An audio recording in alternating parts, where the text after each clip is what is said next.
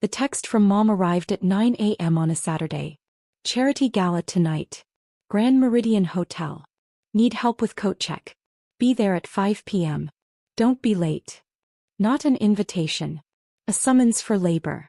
I stared at the message while sitting in my office at the California Education Excellence Foundation, the $2.1 billion organization I'd built from nothing over the past 8 years.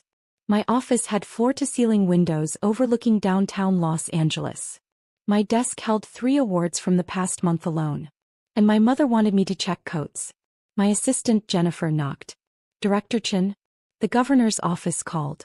He wants to confirm your attendance at tonight's gala. I looked up. Which gala? The education fundraiser at the Grand Meridian. He's giving the keynote. Wants to personally thank you for the Foundation's partnership on the literacy initiative. Of course. Mom's charity gala was the same event where Governor Martinez was announcing our joint $500 million literacy program. The program I'd spent 6 months designing. The program that would provide books and tutoring to 200,000 underserved children across California. Tell the governor's office I'll be there, I said. Jennifer hesitated. Are you okay? You look troubled. Just family stuff. Anything I can help with? Not unless you want to check coats at a charity gala. She laughed, thinking I was joking. I wasn't. I was born Amy Chin, second daughter to Richard and Susan Chin. My older sister Michelle was everything they wanted. Obedient, conventional, married to a dentist at 24, producing grandchildren on schedule. I was everything they feared. Opinionated, ambitious, unmarried at 36, childless by choice. Mom introduced Michelle as my successful daughter. Me she introduced as my other daughter, or sometimes just Amy. The pattern started early. Michelle got piano lessons. I got told that one child in lessons was enough. Michelle got a car for her 16th birthday. I got a lecture about earning my own money. Michelle's college was fully funded. I got loans and 3 part-time jobs. You're so independent, Mom would say, like it was a character trait instead of abandonment. When I graduated from Stanford with a degree in public policy, Dad's response was, "That's nice. Michelle just had her second baby." When I got my master's in education administration from Harvard, Mom said, "How much debt do you have now?" Michelle's husband just bought her a new house. When I became the youngest director in California's Department of Education at 28, they asked if I got health insurance. When I left to start the California Education Excellence Foundation with a $50 million grant from a tech billionaire, Mom said, "Nonprofits don't make real money. When are you going to get a stable job?" The foundation grew.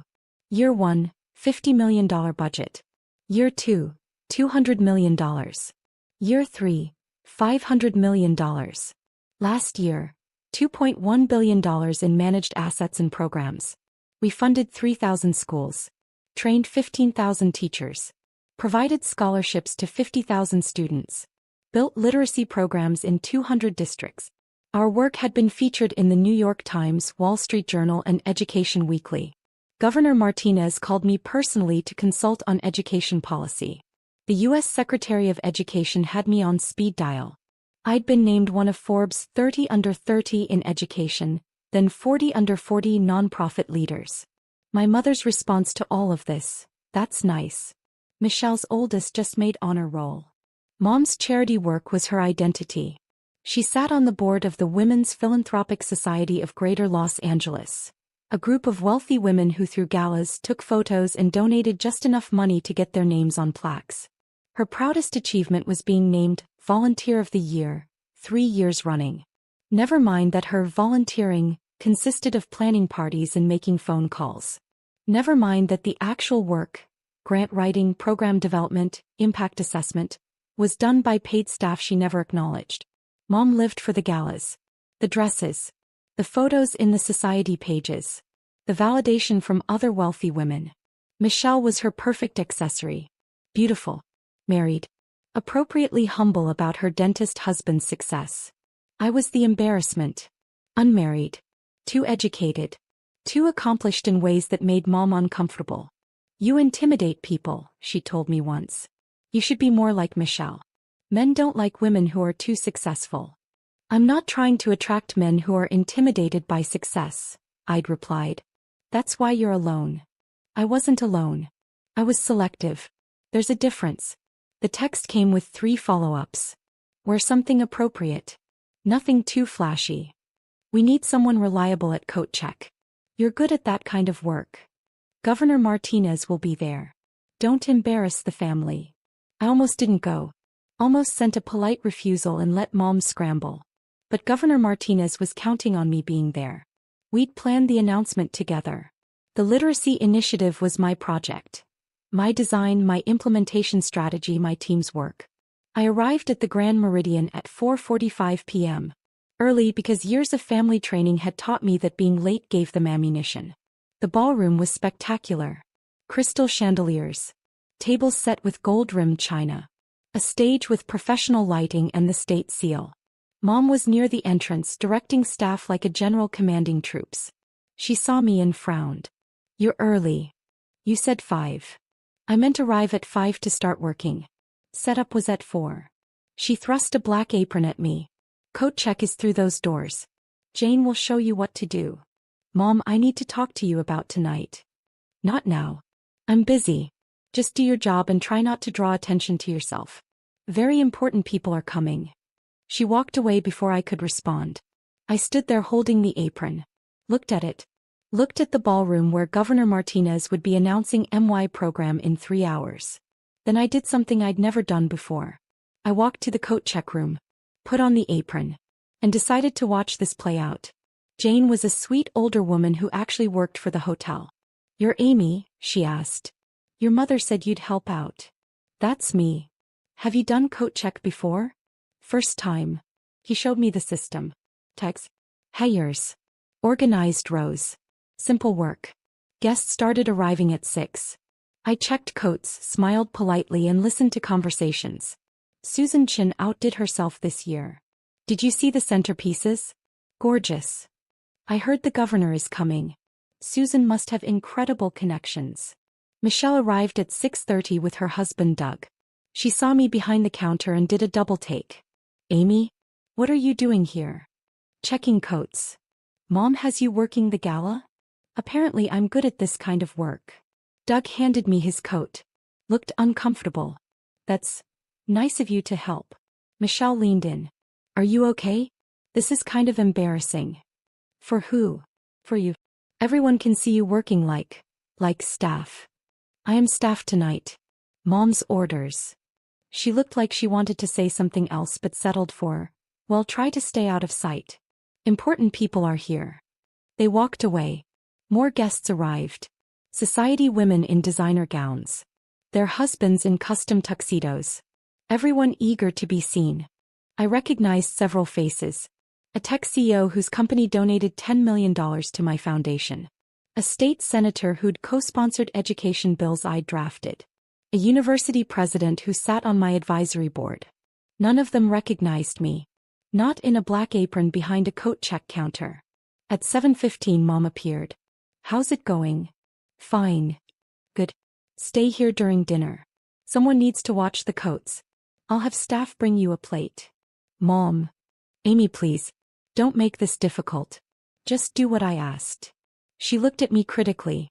And you might want to fix your hair. You look sloppy. My hair was in a professional bun. The same style I'd worn to meetings with the governor, the U.S. Secretary of Education, and the board of directors of my $2.1 billion foundation. But to my mother it was sloppy. She left.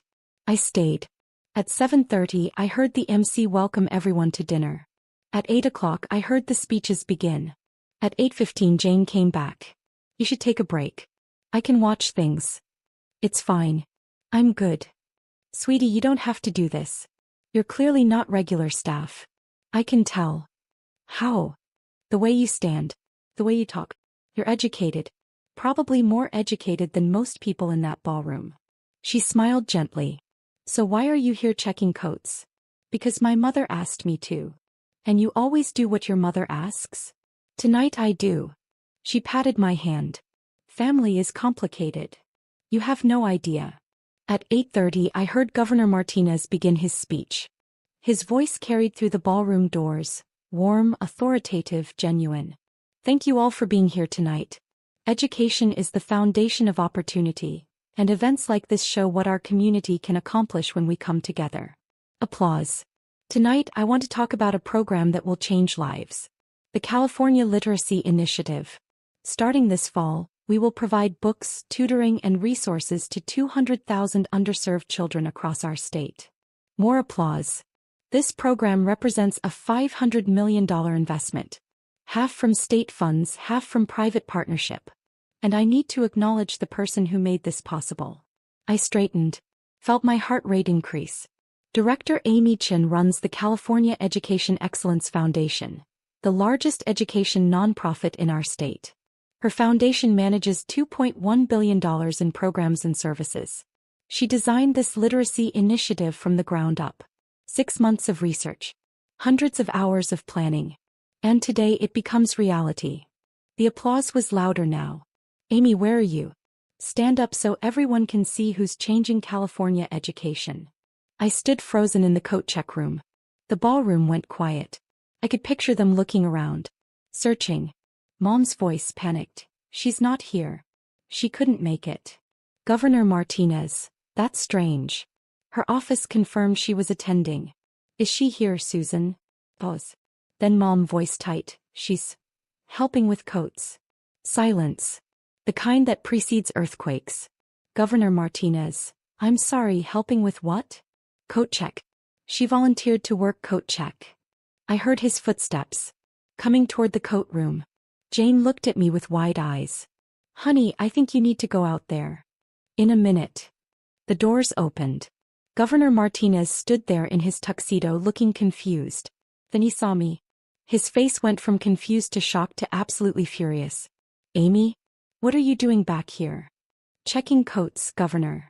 In an apron? Behind a counter. He looked at Jane. Is this a joke? No joke, I said. My mother asked me to help with coats. So I'm helping with coats. He stared at me. Then at the apron. Then back at me. Take that off. Right now. Governor. Amy, you run a $2.1 billion foundation. You designed the program I just announced. You've been named one of the most influential education leaders in America. And you're checking coats. My mother thought. I don't care what your mother thought. Take off that apron and come with me. I untied the apron. Handed it to Jane, who looked like she was watching a movie. Governor Martinez offered his arm. Let's go introduce you properly. We walked into the ballroom together. The ballroom was packed. 400 people in formal wear, all turning to look at us. Governor Martinez led me to the stage. Didn't let go of my arm. Looked genuinely angry. Ladies and gentlemen, I need to address something.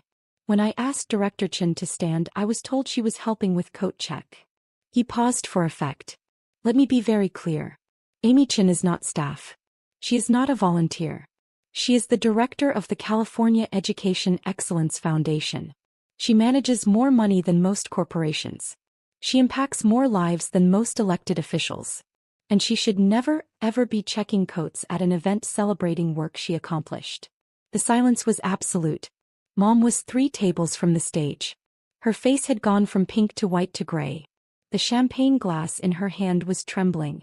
Governor Martinez continued. Amy, would you like to say a few words about the literacy initiative? I stepped to the microphone. Looked out at the crowd. Found the tech CEO who donated to my foundation. The senator who co-sponsored my bills. The university president on my advisory board. All of them were staring at me like they'd seen a ghost. Thank you, Governor Martinez, I said, my voice steady. Professional. The same voice I used in boardrooms and congressional hearings. The California Literacy Initiative represents 2 years of research and 6 months of intensive planning. My team at the Education Excellence Foundation studied literacy rates in 500 districts. We identified the barriers to reading success.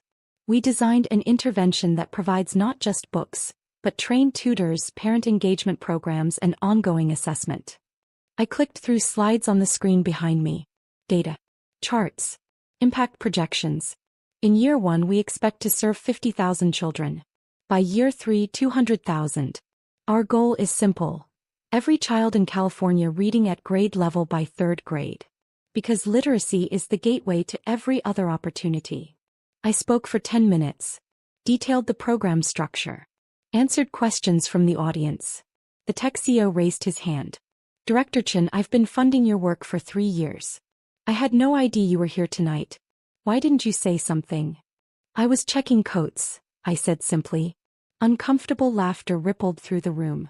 The university president stood. Amy, I've served on your advisory board for 2 years. You've been featured in every major education publication. How did we not know you were Susan Chen's daughter? My mother and I don't often discuss my work. Mom made a small sound. Almost a whimper. Governor Martinez took the microphone back. I think we've learned something important tonight. Success doesn't always look the way we expect. And we should never make assumptions about who people are based on where we find them. He looked directly at my mother. Susan, perhaps we should talk after the gala. It wasn't a suggestion. Mom's champagne glass slipped from her fingers. Hit the table. Shattered. Glass and champagne everywhere. Everyone turned to look. Michelle jumped up to help. Mom just sat there staring at me on stage. After the speech, I was surrounded. The tech CEO wanted to discuss expanding our partnership. The senator asked about education bills pending in the legislature. A dozen foundation directors wanted meetings. I smiled. Networked. Pretended this was a normal Friday night instead of the complete destruction of my mother's carefully constructed image. Michelle appeared at my elbow. Amy, can we talk? I'm kind of busy. Please. Just 5 minutes. We stepped into a quiet hallway. Michelle looked shaken.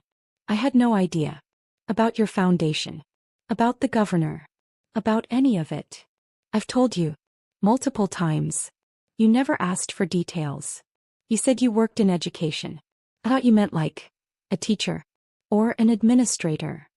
I run the largest education nonprofit in California. I've mentioned it at every family dinner for 8 years. But you never said it was worth billions. You never said you knew the governor. You made it sound small. I didn't make it sound like anything. I told you what I do. You assumed it wasn't important because Mom told you it wasn't important. Michelle's eyes filled with tears. She had you checking coats. At your own gala. For your own program.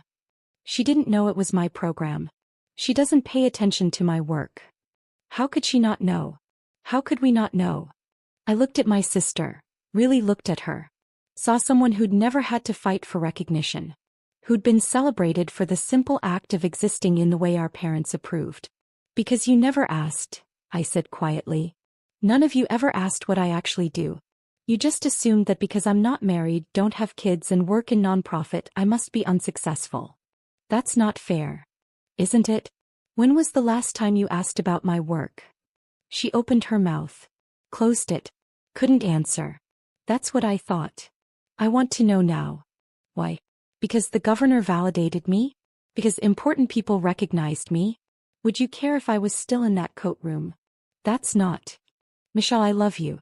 But you've spent our entire lives being the daughter they wanted while I was the daughter they tolerated. Tonight doesn't change that. It just made it visible. I walked away before she could respond. Mom found me near the bar. Her makeup was smudged. Her hands shaking. We need to talk. Do we? Amy, please. Not here. You made me check coats here. In front of 400 people. I think here is exactly the right place. Her voice dropped to a desperate whisper. I didn't know. About your foundation. About the governor. You never told me.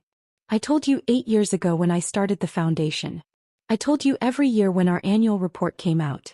I told you when Forbes named me to their 30 under 30 foot list. I told you when we hit our first billion in managed assets. Kept my voice even. Professional. You said it was nice and changed the subject to Michelle's children.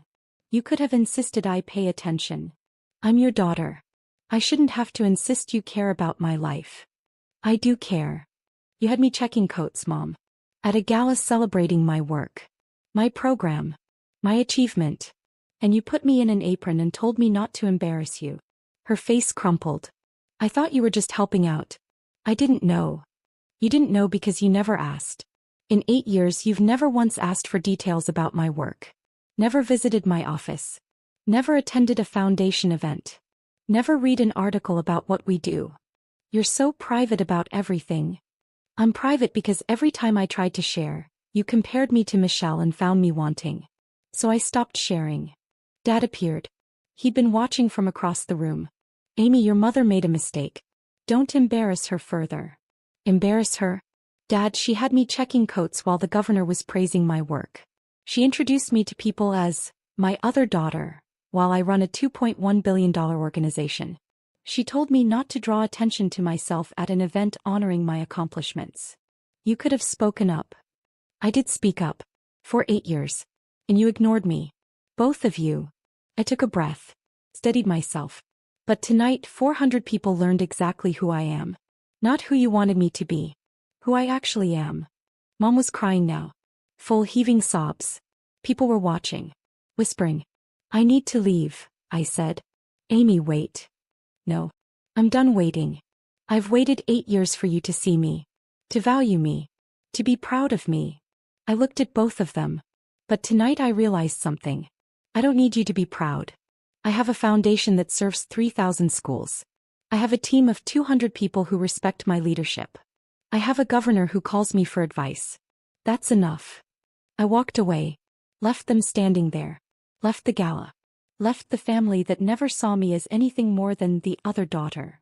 The story hit the society pages Sunday morning. Education director checking coats at her own gala.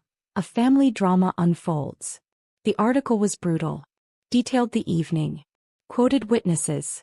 Included a photo of me in the apron next to a photo of me on stage with Governor Martinez. The contrast was devastating. By Monday morning my phone was ringing constantly. News outlets wanted interviews. Education journals wanted statements. The foundation's board of directors wanted to understand what happened. I ignored most of them. Called a staff meeting instead. Some of you may have seen the coverage from Friday's gala, I said to my team. I want you to hear the truth from me. My family didn't know what I do. They asked me to work coat check at an event celebrating our literacy initiative. The governor recognized me and corrected the situation. My deputy director, Sarah, raised her hand. Are you okay? Honestly, I'm relieved. I've been hiding who I am from my family because they made it clear they weren't interested. Now everyone knows. The hiding is over. What do you need from us? Asked Marcus, my communications director. Nothing. Keep doing the incredible work you do. This is a personal matter. It doesn't reflect on the foundation. Boss, Sarah said gently. It kind of does. You're the face of this organization. If people think your family doesn't respect you, then people will be seeing the truth. My family's opinion doesn't define my value. Our work does. The team applauded. After the meeting, Governor Martinez called. Amy, I owe you an apology. For what? For putting you on the spot Friday night. I was angry when I saw you in that coat room. I should have handled it more privately. You did exactly what needed to be done. My mother needed to see publicly what she refused to see privately. She called my office. 3 times. Wants me to issue a statement saying it was a misunderstanding. Was it a misunderstanding? No. She admitted she asked you to check coats. Said she didn't realize how successful you were. Tell her there's no statement coming. The truth is the truth. He was quiet for a moment. You know, I've worked with hundreds of nonprofit directors. Most of them desperate for recognition. For credit. You're the opposite. You do the work and don't care who knows. I care. I just don't need the validation from people who don't value me. Your parents. My sister. Anyone who judges success by conventional metrics instead of actual impact. Well, for what it's worth, you have my respect. And my support. Whatever you need for the foundation. Thank you, Governor. After we hung up, I sat in my office. Looked at the wall of awards. The photos with dignitaries and donors. The framed articles about our programs. None of it mattered to my family until it embarrassed them. And somehow that was freeing. Michelle showed up at my office Tuesday afternoon. Security called. Director Chin, you have a visitor. Michelle Chin. Says she's your sister. Send her up. Michelle looked nervous. Out of place in her suburban mom outfit among my staff in business attire. This is impressive, she said, looking around. Your office. Your staff. Everything. Thank you. Can we talk? We went into my private office. I didn't offer her a seat. Didn't offer coffee. Just waited. I've been reading about your work, she said. All weekend. The articles. The awards. The programs you've built. Okay. Amy, why didn't you tell us? Really tell us? I did tell you. You didn't listen. But you could have made us listen. Could have shown us articles. Brought us to events. Michelle, I sent you our annual reports. Every year. Did you read them? Silence. I invited you to our 5-year anniversary gala. You said you had a PTA meeting. I don't remember that. I do. Because it was the last time I invited you to anything. She sat down without invitation. Mom is devastated. Good. Amy. Michelle, Mom had me checking coats at my own gala. While the governor was praising work I'd done. She told me not to embarrass her in front of important people who were there because of me. What response do you expect? She didn't know. Because she didn't ask. For 8 years. Neither did you. Neither did Dad. I took a breath. I'm not angry. I'm just done. Done with what? Done trying to be someone you value. Done shrinking myself to make you comfortable. Done pretending that your approval matters. Michelle's eyes filled with tears. We're family. No. We're related. Family shows up. Family pays attention. Family celebrates your success instead of ignoring it until it embarrasses them. I want to fix this. Why? Because you're embarrassed? Because your friends saw the article? Or because you actually care? She didn't answer. Couldn't answer. That's what I thought, I said quietly. Michelle, I love you. But I don't need you. I have a team of 200 people who respect my work. I have partners who value my expertise. I have impact that matters. That's enough. What about Mom and Dad? What about them? They want to apologize. Too late. Amy. Michelle, go home. Take care of your kids. Live your life. But don't come here expecting me to absolve you or them. I'm not angry. I'm just indifferent. And that's worse. She left crying. I went back to work. Dad sent an email Wednesday. Subject, we need to talk. I deleted it. Mom sent flowers Thursday. Lilies and roses. The card read, I'm so sorry. Please call. I sent them to a children's hospital with a note. From the California Education Excellence Foundation. Friday they showed up at my office. Security called. Your parents are here. They don't have an appointment. Tell them I'm unavailable. They're insisting it's important. I sighed. Went to the lobby. They looked small. Diminished. Dad in his weekend casual clothes. Mom without her usual armor of designer outfits and perfect makeup. We need to talk, Dad said. I'm busy. Amy, please, Mom's voice cracked. Everyone is talking about us. About what we did. Our friends. The society women. Everyone knows. Yes. Everyone knows you had your daughter checking coats at her own gala. How embarrassing for you. It's not about embarrassment. Yes, it is, Mom. It's always been about embarrassment. I embarrass you by being unmarried. By working in nonprofit. By not giving you grandchildren. By being successful in ways you don't understand. Kept my voice level. Professional. But here's the thing. Your embarrassment isn't my problem anymore. Dad stepped forward. We're your parents. We deserve respect. You're people who raised me. Respect is earned. And you've spent 36 years showing me exactly how little you respect my choices, my career, my life. We came to apologize, Mom said. I don't want your apology. I want you to leave. Amy. Leave. No. Or I'll have security escort you out. They left. I went back to my office. Back to work. Back to the life I'd built without them. 6 months after the gala, the Literacy Initiative launched. 50,000 children in their first semester. Books delivered. Tutors trained. Programs running. Governor Martinez attended the launch event at an elementary school in South Los Angeles. This program represents the best of public-private partnership, he said to the assembled media. Director Chin and her foundation turned a $500 million investment into real impact. Real change. Real opportunity for children who deserve it. I watched third graders read books we'd provided. Saw their faces light up when they succeeded. This was what mattered. Not my mother's approval. Not my family's recognition. This. After the event, a reporter approached. Director Chin, there's been interest in the story from 6 months ago. About your family. Would you comment? No. Just a quick statement about. My family is private. My work is public. I only discuss the work. The story ran anyway. But this time it focused on the program. The impact. The children. My family was a footnote. As it should be. 1 year after the gala, Michelle sent a birth announcement. Her third child. A girl named Sophia. The card included a note. We'd love for you to be part of her life. She should know her aunt. I sent a gift. A college savings bond worth $10,000. Didn't attend the baby shower. Didn't visit the hospital. Didn't respond to the invitation to talk things through. Mom sent a Christmas card. Photo of Michelle's family on the front. No mention of me inside. I sent it back with a note. You have one daughter. Make sure she knows she's appreciated. Dad called on my birthday. I let it go to voicemail. His message, Amy, it's Dad. Happy birthday. We miss you. Your mother wants to talk. Call us back. I deleted it.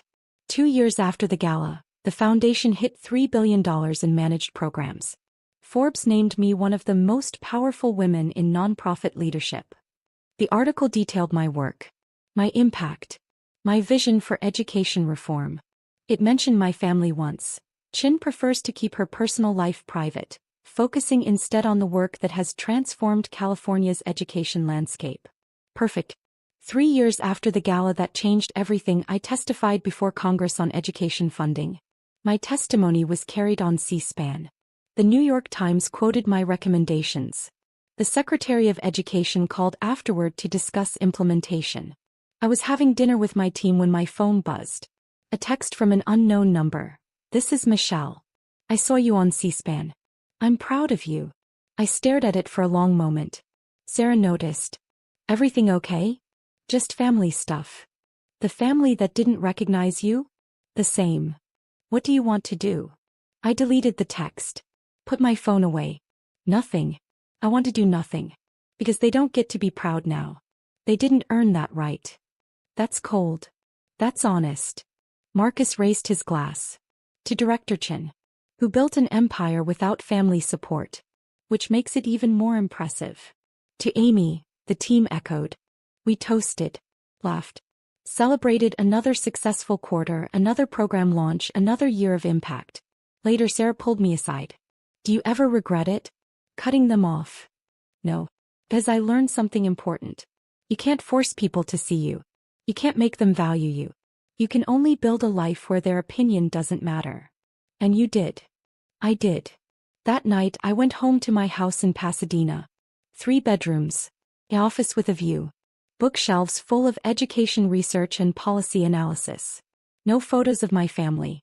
Just photos with my team, with Governor Martinez, with the teachers and students whose lives our programs touched. This was family. The people who chose me. Who valued me. Who showed up. My phone buzzed. Another text from Michelle. Can we talk? Please. I blocked the number. Poured a glass of wine. Sat on my balcony overlooking the city.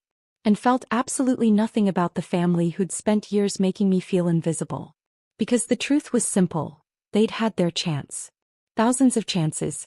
36 years of chances.